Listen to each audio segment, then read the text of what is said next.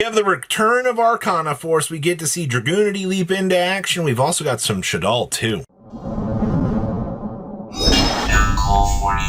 You guys smash the crap out of that subscribe button so you guys don't miss out more Oz content. So we actually get to see some Arcana Force leaping back into action. And I see we are playing a little bit of a fiendsmith package in here, actually. It's kind of refreshing to still see, you know, even with the loss of the many Underworld Goddess, this deck is still looking for some little interesting ways to kind of bring itself together to get access to this. I see we really are trying out some interesting ideas. We're also using the spell card Soul Exchange in combination with the Arcana Force The World.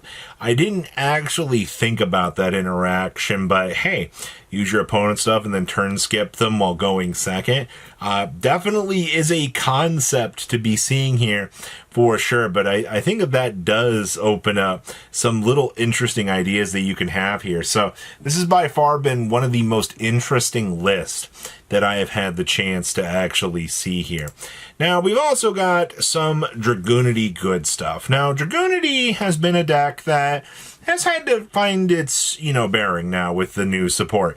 It's not over the top successful, but it is enough that we have been noticing that there have been players kind of looking at this deck and going, yeah, there are actually options available to this. So let's actually kind of take a look at what Dragunity's doing. And congratulations, you have understood exactly what Dragunity is doing by one card. Honestly, it's not the key thing it does, but you do get access to Hulky Fibrax Prism here, which does kind of open up some of the pretty big consistent doors that we can be working with here. So kind of take what this deck has for, I guess, a grain of salt with this. Because, you're still going to be a big synchro pile. You get to the link 4, and congratulations. You've accomplished what your deck set out to do. Next up here, we have the 54-card Dream, a.k.a. I didn't want to play 60 because my Shaddoll deck was already incredibly bricky. But we've got enough different components to play into this deck that we can actually kind of get some really cool ideas going here. And it's honestly where we see that grass looks greener. Triggering off, oh my god, imagine triggering off all of these Shaddolls, especially getting a Grista to trigger off of the mill.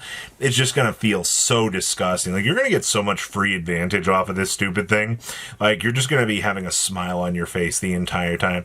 We're also playing the Impulse and the Fire Attacker package. This is actually kind of free real estate for this deck.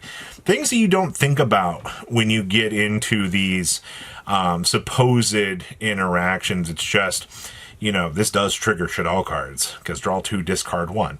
Yeah, it is kind of interesting, to say the least. And then we do have the possibility of Blue Eyes White Dragon and how this deck can actually evolve once we get the Fallen and the Virtuous. I'm so excited because the Fallen and the Virtuous, or the Fallen of White, just slots in to so many different decks. And it's so cool to see the different possibilities that you can actually work out here with this. We do see, still only playing 2 Blue Eyes. You trust me on this.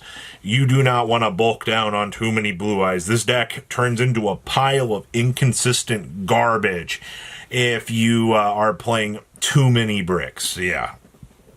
It's kind of crazy to think about. Also, we're only playing 2 Fallen and Virtuous.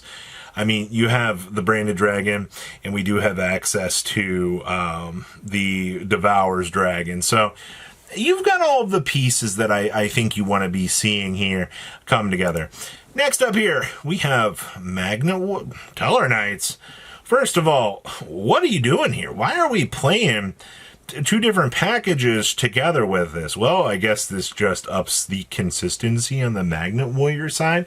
If you're able to get access to the package, I don't really hate that, right? That's the whole game plan is, these different pieces are able to come together for synergy, and then, you've got what the deck is supposed to do, which is going to be rank 4 toolbox, rank 5 toolbox stuff, and your opponent's basically just going to kind of look at you and go, oh, well, was good enough for me. Also, you know, I know a couple of these lists still have maxi it too.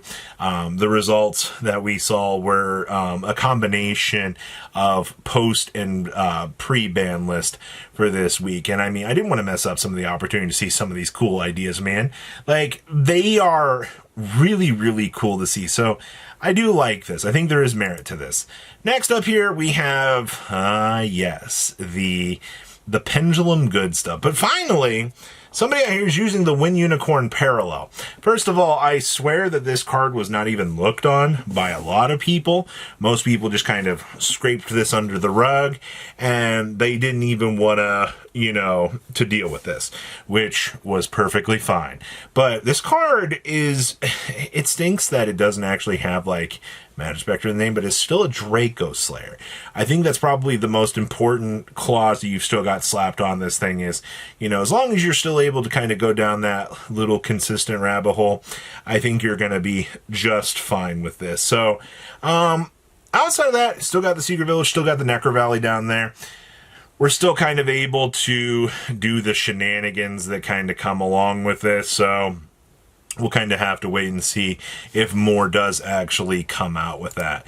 And then we've got, wow, not only one, but we had two Dragunity specials for you this week.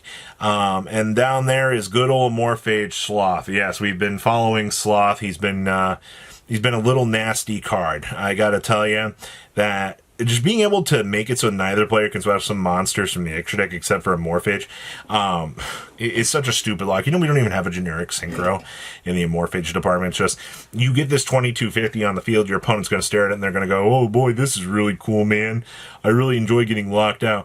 Also, you see we are doing Dragon Ruler plays in here. I think this is fine.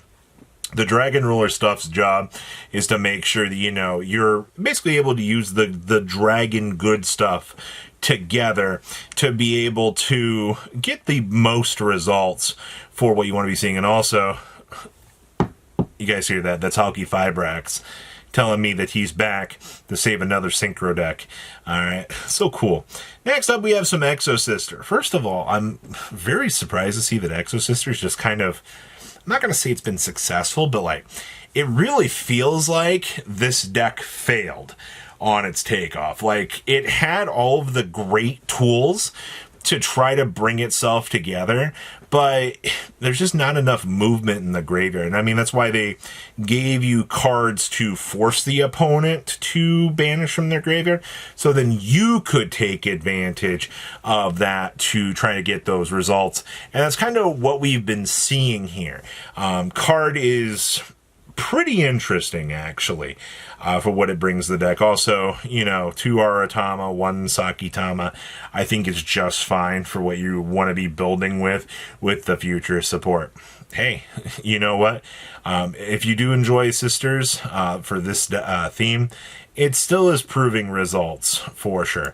Next up here, we have the Sinful Spoils good stuff. Now, this is actually kind of taking a step back here. We're not actually seeing, you know, the secondary theme Elven notes running around in here, but this was a really funny FTK that was going through with the Chronomaly Atlantis that you were basically just shutting your opponent out with. Now, unfortunately, now that we have lost the mini goddess, you have lost some of the consistency that kind of came with the territory with this. Thank you. Because nobody wanted to deal with that BS. It's crazy because this just pops up at the end of the cycle here, where we actually just see this riding off into the sunset. So, you know, I will take this, put it in the box, file it away on. If we ever get this card back, then we too can come back to some of the craziness that actually was going with this. So, okay.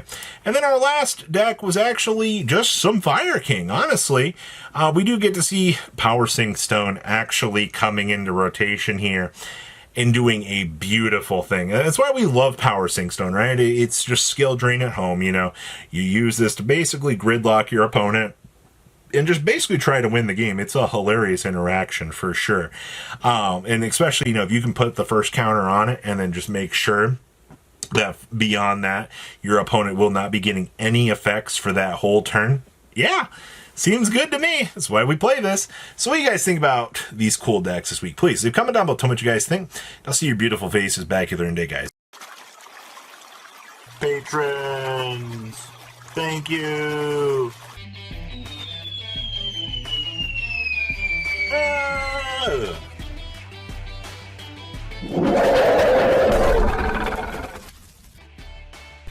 Thank you so much for watching. Check out these other videos.